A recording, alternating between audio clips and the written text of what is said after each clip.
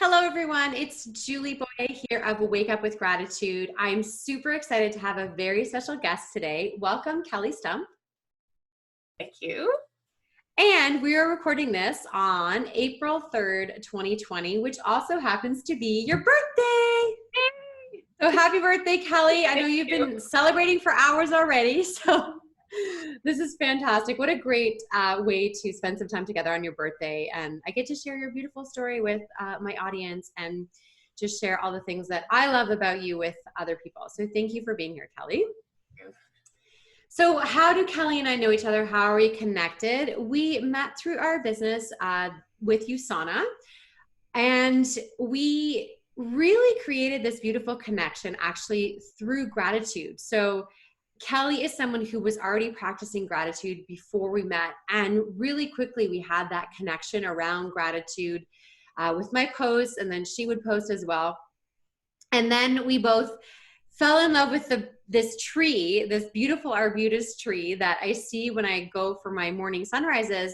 And I would take pictures of this tree, and Kelly's like, I love that tree. So every time I would go to the beach, I'd take a photo of the tree and put it on my Instagram stories and tag Kelly. And also, like me, Kelly loves the ocean and the water. So she lives on the other side of the country, outside of Toronto.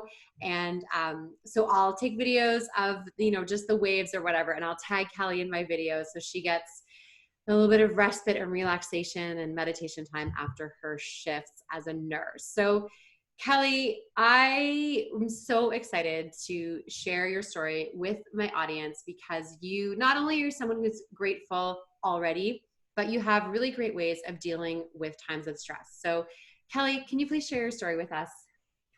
Hi, everyone. My name is Kelly Stumpf, and I'm a mom and a sister and a wife, and I've been a registered nurse for 24 years. When I was 8, I was actually hospitalized, and that's where I got my diagnosis of Crohn's. And I remember the one nurse in particular who took care of me. And I'm not sure if it was her that inspired me to go on to nursing or my sister's ill health growing up. But anyway, something led me into nursing. And as I mentioned, I've been doing it for 24 years. And I've done all kinds of things, from working in walk-in clinics, family practice, cardiac risk prevention and rehab. I've worked in the CCU, and currently I'm working on a palliative care unit at the hospital. So that's a brand new job for me, and of course I chose to do that during a pandemic, because why not learn a new job and be scared to go to work most days. So this pandemic has really changed the way I walk into work every single day. I have to have my badge on the outside of my coat so that I'm identified as staff.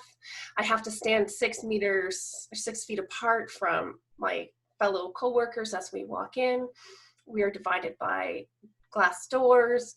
We get screened, we get asked a multitude of questions, we have to do our hand hygiene, then we get a mask that we put on and we wear for the entire 12 hours. So by the end of it, we are dizzy, we have headaches, we are exhausted because we're rebreathing so much carbon dioxide throughout our shift.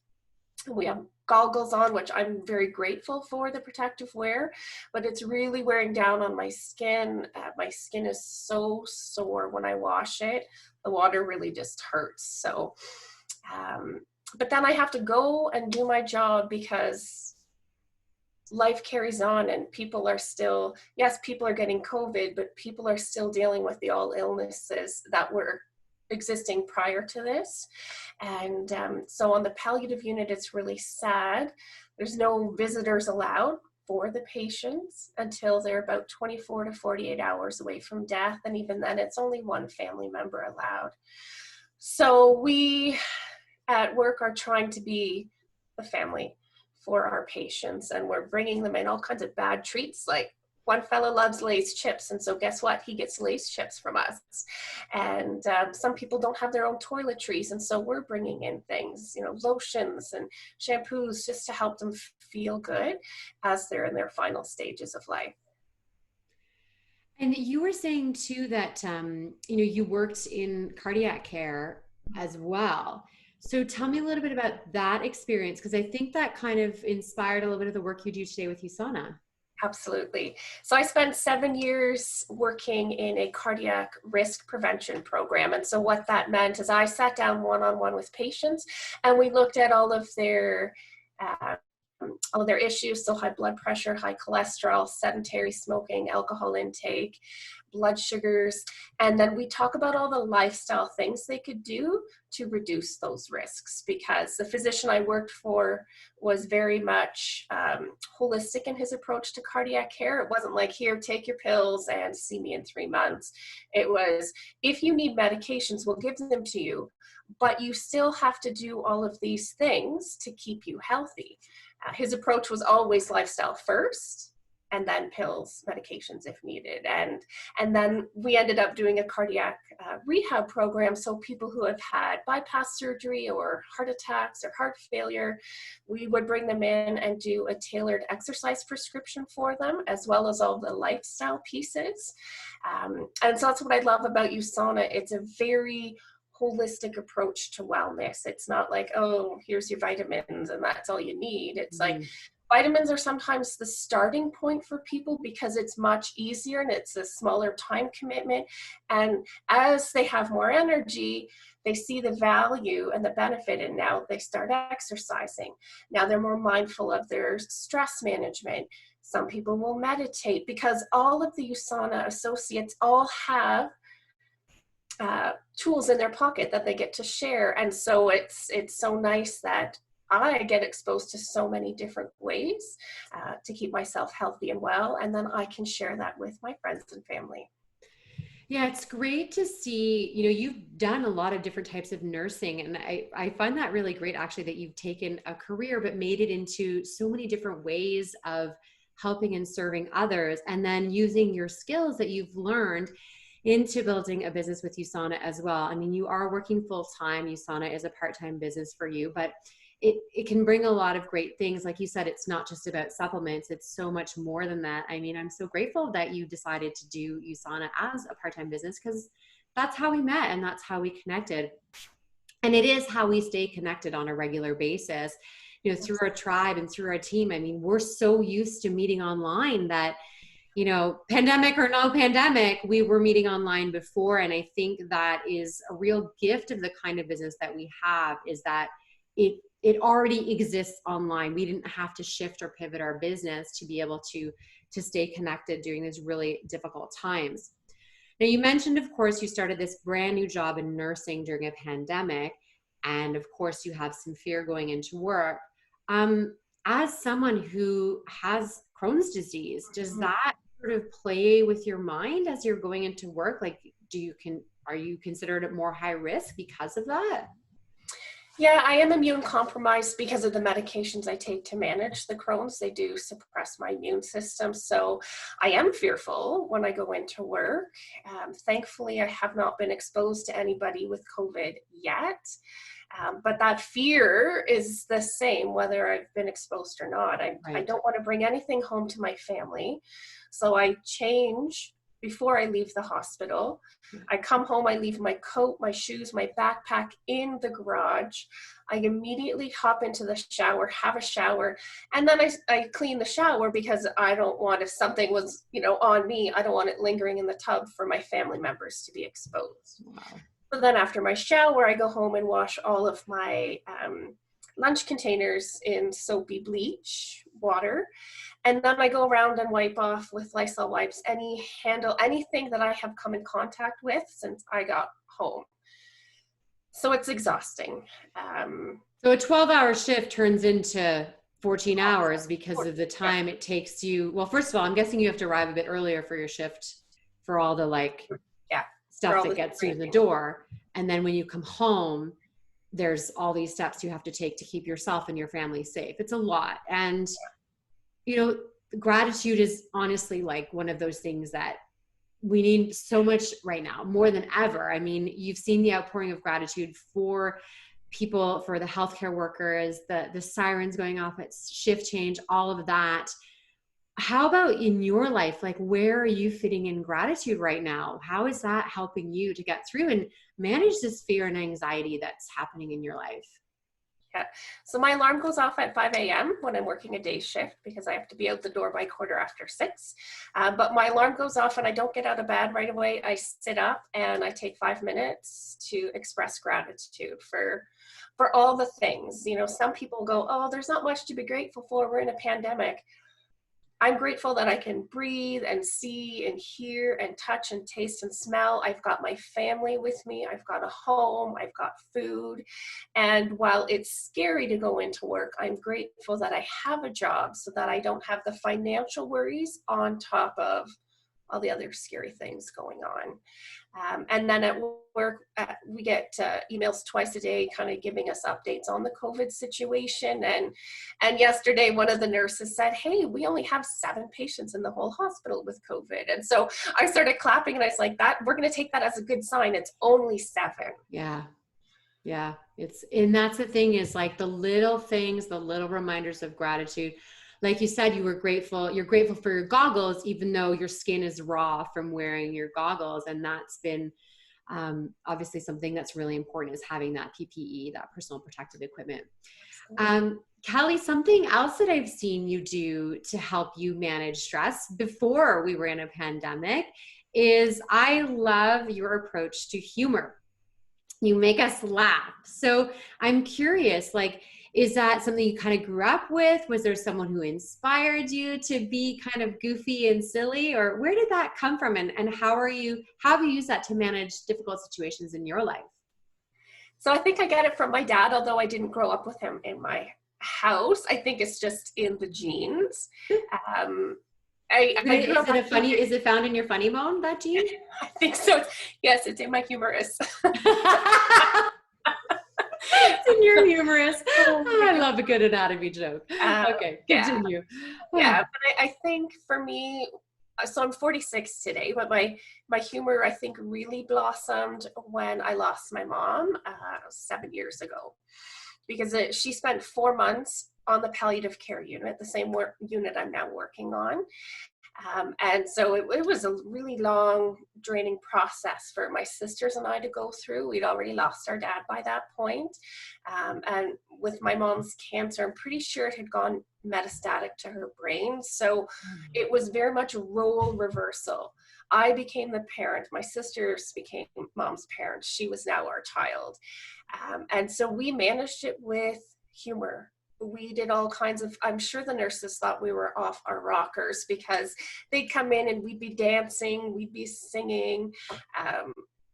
We'd do mom's hair and makeup, even right up until the day before she passed, she had hair and makeup, because that's what was important to her. So that made it important to us.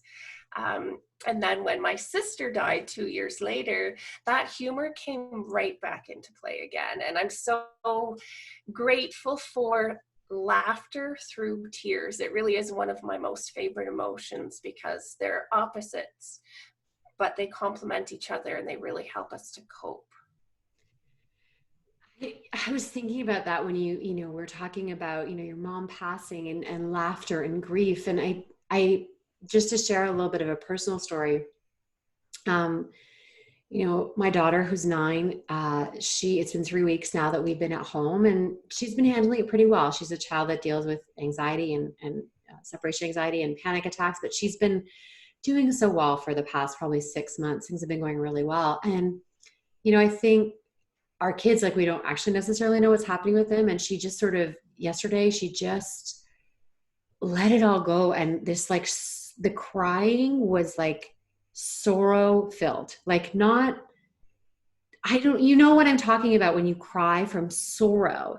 And she didn't cry because her friend didn't message her back. Like, she was crying because of sorrow.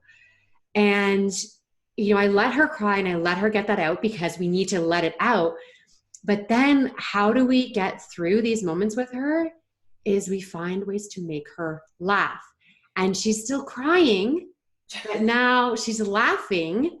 The tears are still coming. She's getting rid of those feelings. I mean, we've all done it, but it's so interesting. When you said that, all of a sudden I had this light bulb moment of, like, when my daughter is really upset and crying, how do we help her shift, like, get through this emotion? And you gotta work through it. You can't just ignore it, right?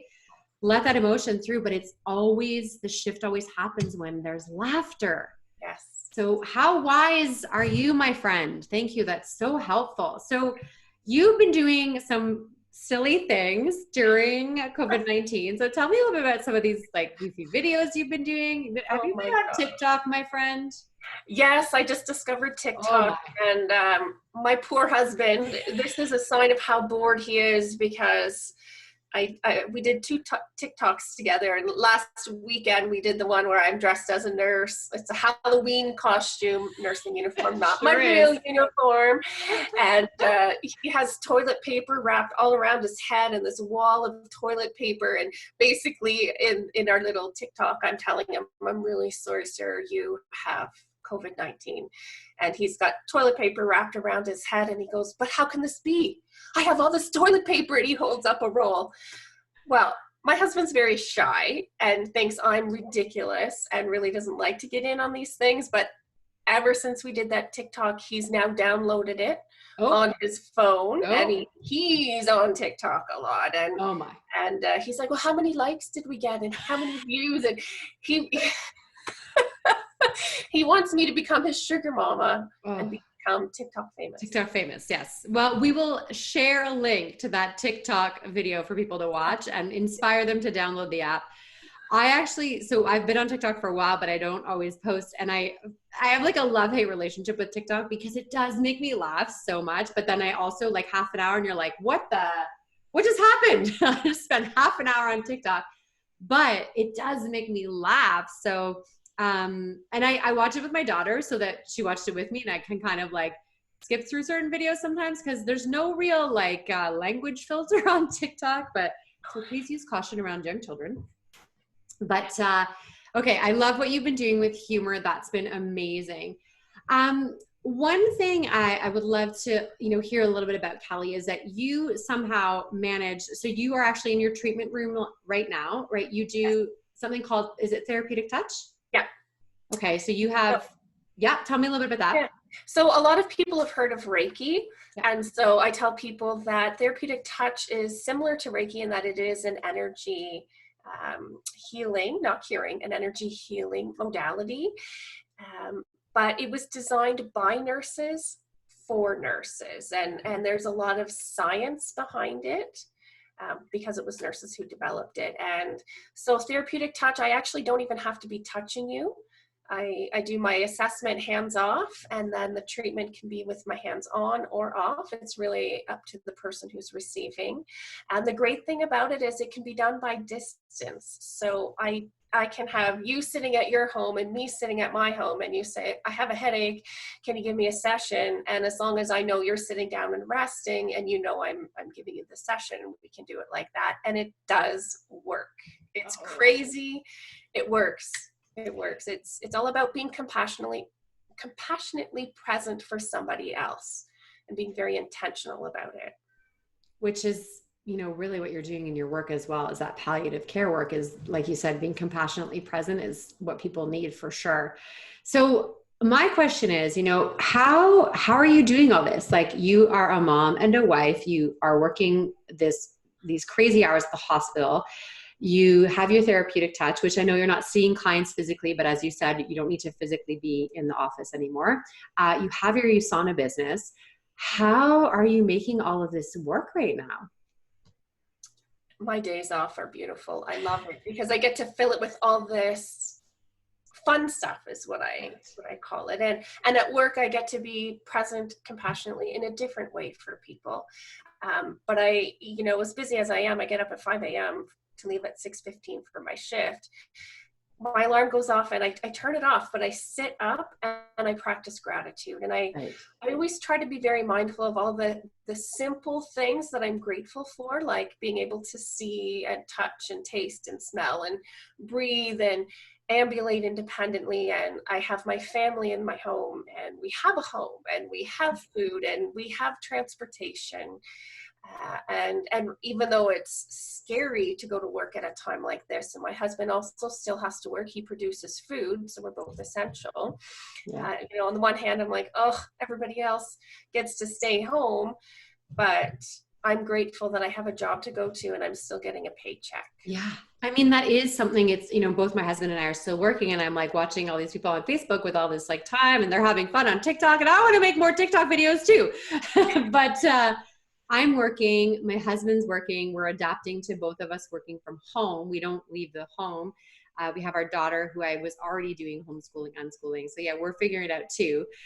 You have some fun self-care stuff that you do. Are you open to sharing a little bit about how you started off your birthday with some self-care? Yeah, I know. At first I was like, oh, bummer. Actually, I was supposed to be in Bahamas today for my birthday. We were going to arrive yesterday and spend the weekend in Bahamas celebrating my birthday. But change of plans doesn't mean I can't celebrate. I just had to find another way to do it. And so I decided to start it off with a Selflove skincare mask online party. So I had 5 of my girlfriends online with me. We were all doing the Selflove skin masks.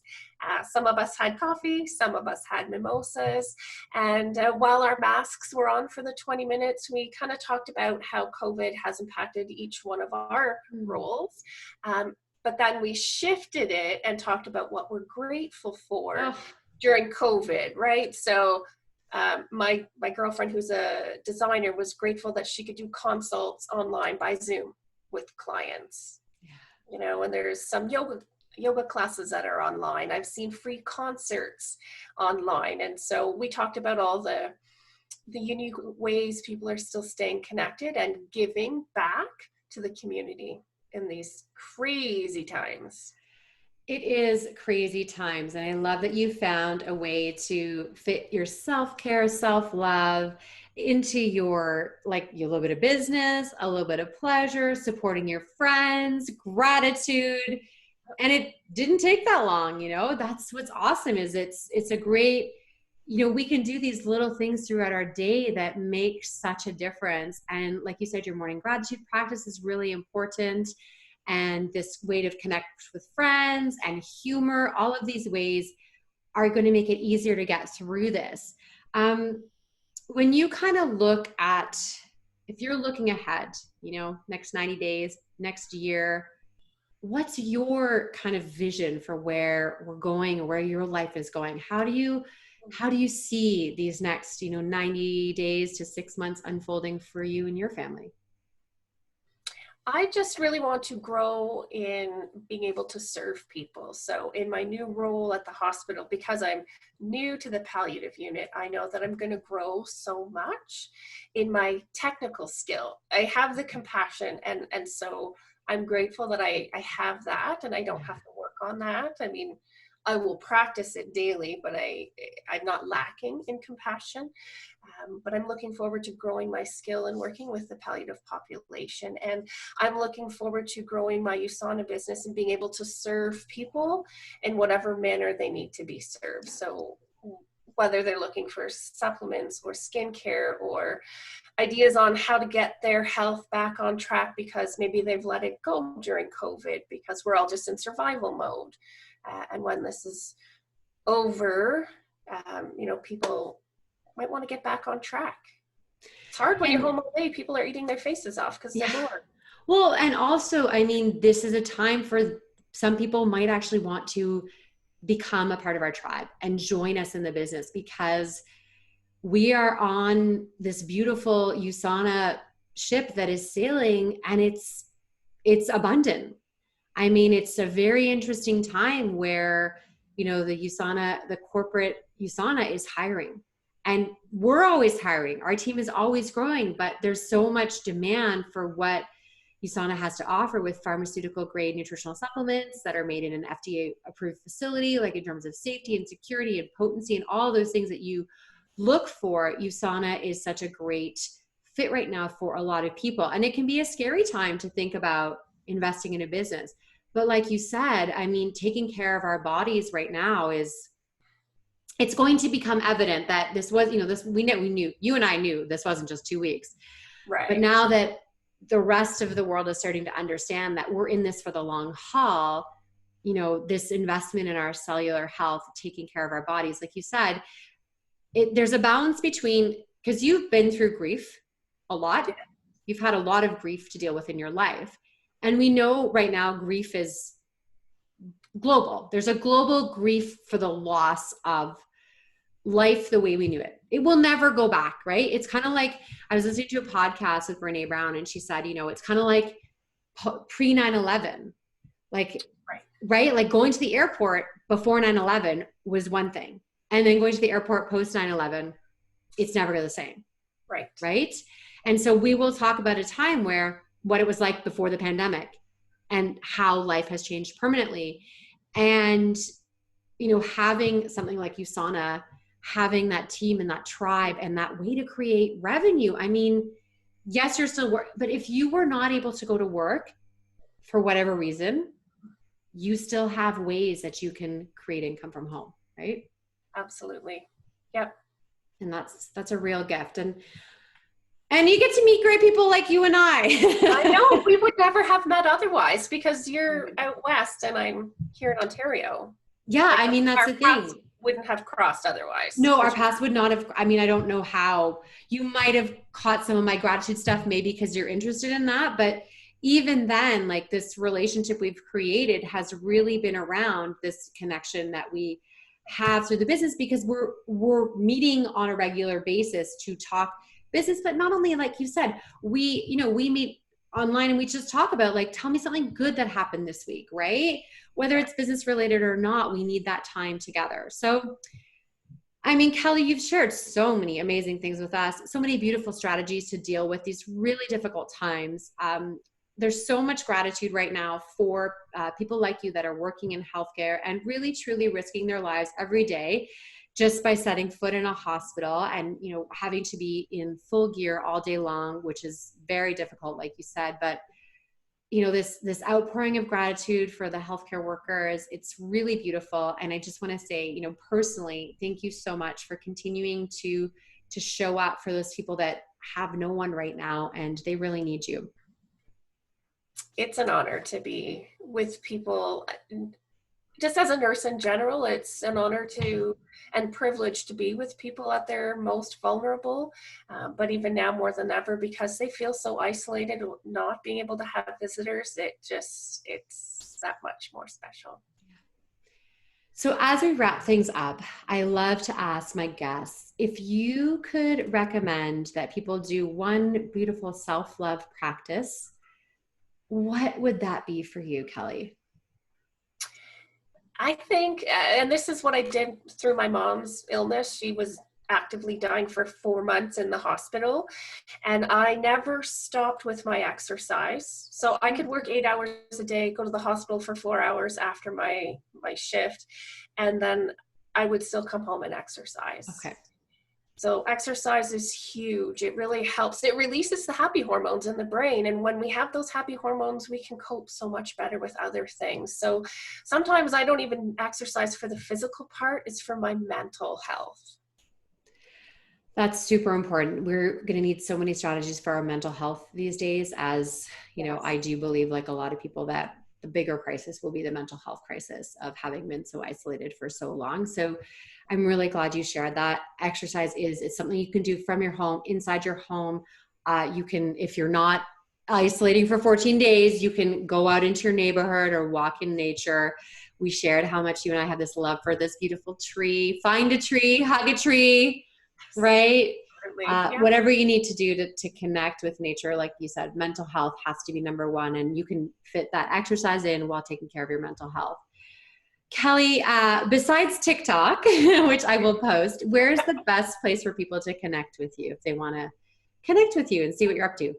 Yeah, sure. I'm on Facebook at Kelly Stumpf, Stumpf. I'd be happy to add any friends. Cool. And are you on Instagram too? I'm on Instagram at croninrn@yahoo.ca. Okay. So we'll make sure that those links are posted with the video and the podcast. And just thank you so much for sharing this time on your birthday, Kelly. I really, really enjoyed this conversation, and I just can't wait to share it with our beautiful gratitude community. Thank you for having me.